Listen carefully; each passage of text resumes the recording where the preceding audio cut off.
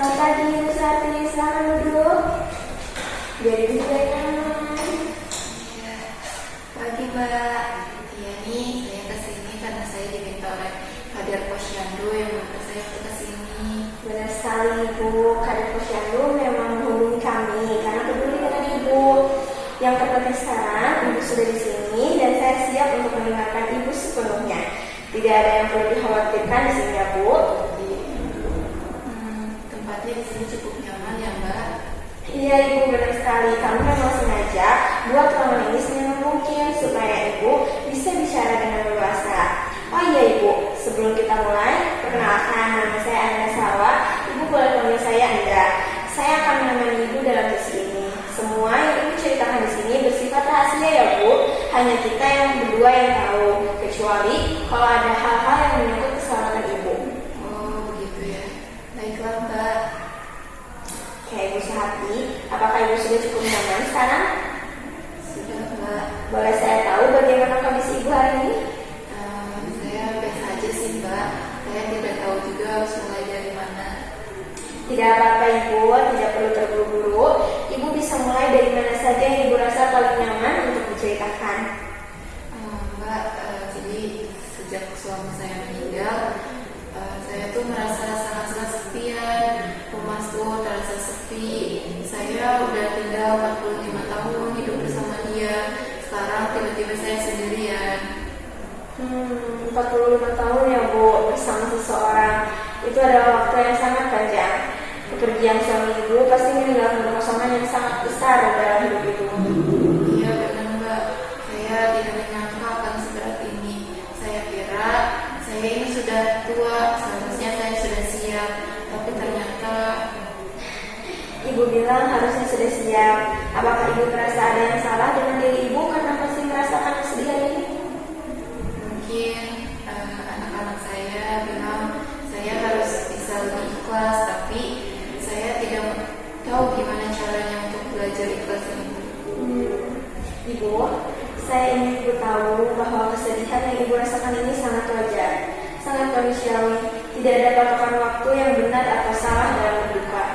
Justru, rasa sakit yang Ibu rasakan ini mencerminkan betapa beratnya almarhum suami Ibu bagi kehidupan Ibu.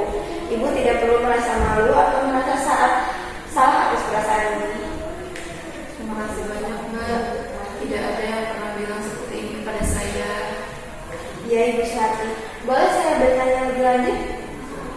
Boleh Ibu. Selain rasa sakit tadi, hal lain apa yang paling Ibu rasakan belakangan ini? Saya sering merasa tidak ada gunanya lagi. Mau makan juga untuk apa? Mau keluar rumah juga buat apa? Anak-anak saya tuh sudah pergi merantau jauh Bu, punya kehidupan masing-masing. Saya merasa sepertinya saya menjadi beban buat anak-anak saya. Ibu tadi menyebut merasa tidak ada gunanya lagi dan seperti beban. Itu adalah perasaan yang sangat berat. Saya ingin memastikan dulu, apakah Ibu pernah punya pikiran untuk menyakiti diri sendiri atau tidak ingin melanjutkan hidup? Tidak ada sih Mbak, saya tidak sampai seperti itu. Saya masih percaya sama Tuhan, tapi saya memang sering bertanya-tanya gitu, untuk apa saya masih hidup panjang seperti ini? Saya lega mendengar itu. Dan pertanyaan Ibu tentang makna hidup itu sangat penting. Dan justru itu yang akan kita telusuri bersama-sama. Ibu sudah berani mengungkapkan perasaan ini. Dan itu adalah langkah yang sangat berani. Ibu, sebelum suami meninggal, kegiatan atau hal apa yang membuat Ibu merasa paling bahagia? Dulu saya senang banget berkebun Mbak. Wah, Ibu punya kegiatan yang bermakna ya. Berkebun. Bagaimana dengan sekarang? Apakah kegiatan itu masih Ibu lakukan? Saya sudah tidak melakukannya Mbak. Sejak suami saya meninggal, saya tuh merasa tidak bersalah lagi untuk melihatnya. Kebun depan rumah saya sudah tidak saya urus lagi Mbak. Jadi kegiatan yang dulu memberi Ibu kegembiraan yang terasa berat untuk dijalani. Ibu, ketika dulu Ibu berkebun, apa yang Ibu rasakan?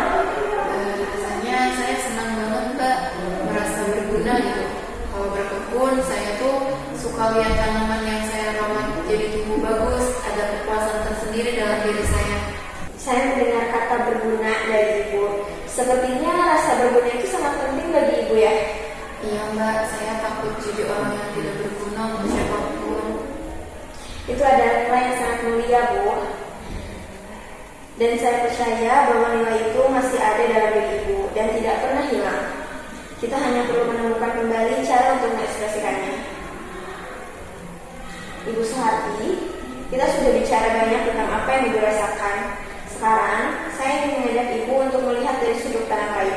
Boleh ya, Bu? Boleh, Mbak. Ibu tadi menceritakan 45 tahun pernikahan yang indah dan anak-anak yang kini sudah mandiri. Itu semua adalah pencapaian luar biasa yang tidak semua orang bisa capai. Menurut Ibu sendiri, apa hal yang paling Ibu banggakan dari perjalanan hidup Ibu? Saya bangga bisa nyekolahin ketiga anak saya sampai sarjana, karena itu impian saya sama suami saya sejak dulu. Itu pencapaian yang luar biasa, Bu. 3 anak sarjana. Itu tidak mudah. Itu adalah bukti nyata bahwa Ibu adalah orang yang sangat berguna dan berhasil, bukan?